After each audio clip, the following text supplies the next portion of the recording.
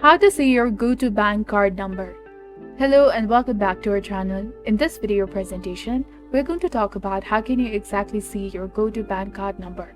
So first of all, you have to log into your account and go to Manage Card section and tap on the Show Card Info, toggle to see your virtual card number and expiration date and CVV code.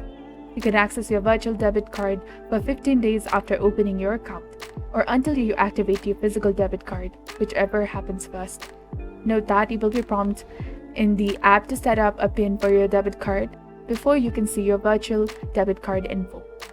And in order to find your account number of your bank account, you have to first of all log into your GO2bank account through the app or the website, and then you can access the direct deposit from the page from the Move Money menu. And from the direct deposit page, you can scroll all the way down to copy your GO2bank direct deposit account number and routing numbers. It's that easy to do.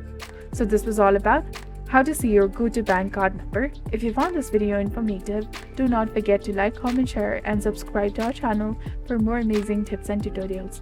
Thank you for your viewership and support. See you in the next one.